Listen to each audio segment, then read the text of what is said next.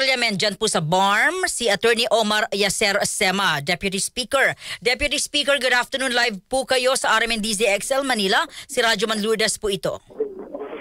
Magandang hapon ho, Ma'am Lourdes. Magandang hapon ho sa inyong tagapakinig sa RMN DZXL Manila. Sir, na-receive na ho ninyo yung kautusan ho ng Korte Suprema, yung paglabas po ng TRO?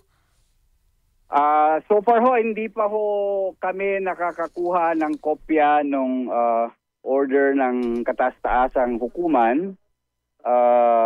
We have just been relying merely on the statements made by the spokesperson of the Supreme Court. Pero to make it clear, i-correct nyo rin po ako, no? Tuloy ang BARM election sa October 13, hindi lang maisasama yung 7 parliamentary seat na ibinigay ng BARM government sa inyong area na dating sa Sulu. Tama po ba?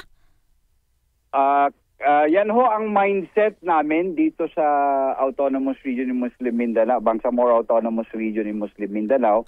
Tuloy ho ang elections. Subalit, ito nga ho yung glitch, no? May TRO sa isang batas na pinasa namin na naglalayong mai-reallocate yung mga 7 parliamentary district seats na galing sa excluded province of Sulu. So, sandali. Para lang malinaw, Deputy Speaker, tuloy o hindi?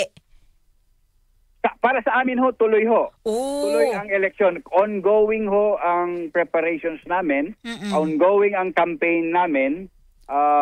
Subalit kanina, may nasagap kaming balita na ang Commission on Elections ay sinuspindi ho muna yung mga preparations for the coming election. Okay.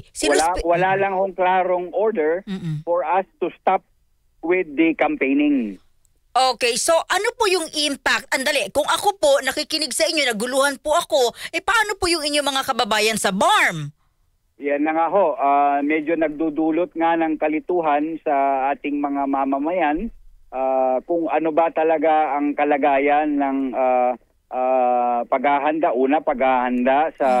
para sa halalan sa October 13 at yung kalagayan naman ng aming pangangampanya kung itutuloy ba o may kasiguraduhan ba or may magbubunga ba to ng mabuti na magkakaroon ng eleksyon. Okay, ano po yung plano ngayon ng BARM parliamentary government, sir? Ng BTA? Well, I think the best thing for us to move forward is to look into the order of the Supreme Court. I think may order naman ho ang Supreme Court for the BARM government or the BTA to comment on the petition. Also for the Commission on Elections to comment on the petition within a period of non-extendable 5 days. Okay. Pero po sa inyong mga kababayan, baka po, sino dapat magpaliwanag nito? Ayun ho.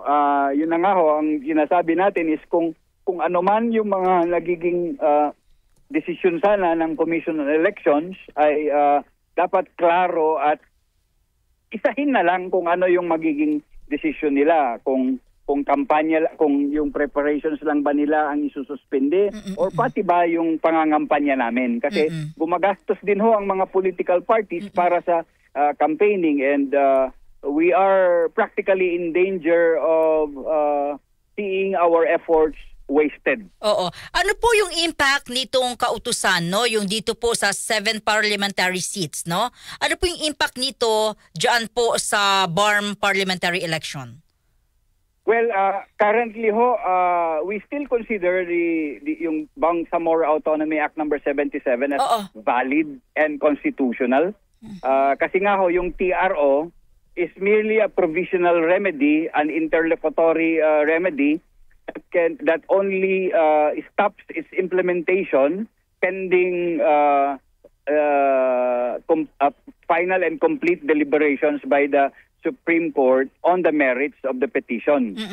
So, kung i-declare ho siya as invalid, ibig sabihin yung original na parliamentary districting law would still be in force and effect. Yung Sulu? Hindi ho, yung even yung seats of Sudu would continue to be unchanged or untouched. And we continue to be operating on the original districting law, which includes the province of Sulu. Oo, alam nyo, October 30 na po ito, sir, no? At mukhang maguguluhan yung ating mga kababayan. Baka ang akala nila wala ng eleksyon. Yun na nga ho, medyo nagdudulot nga ho ng kalituan. But we trust in the wisdom of the Commission on Elections. Kailangan din siguro nila ng sapat na panahon para matignan yung mga nilalaman nung TRO at makakomment na rin sila on the propriety or impropriety of the petition filed by some of our colleagues in the Parliament. Kumusta naman ho ngayon dyan, sir? Well, so far so good ho. Medyo we are seeing an elections that's supposed to be orderly and peaceful, no? Wala pa naman hong mga insidente na hindi ka nais-nais. Nakikita namin na ang lahat ng mga partido ay nangangampanya na at ginagawan lahat para may parating sa mga mamamayan yung mga plataforma de gobyerno nila at yung mga ninanais nilang makakabuti para sa mga mamamayan. Deputy Speaker, Attorney Omar Yaser Sema, sir, maraming salamat. Good luck po sa inyo. Thank you, sir. Yeah, maraming salamat po, Ma'am Lulers. DZXL Exclusive. Si Attorney Omar Yaser Sema, Deputy Speaker, Member of Parliament dyan po sa Bangsamoro Autonomous Region in Muslim Mindanao. Alam nyo,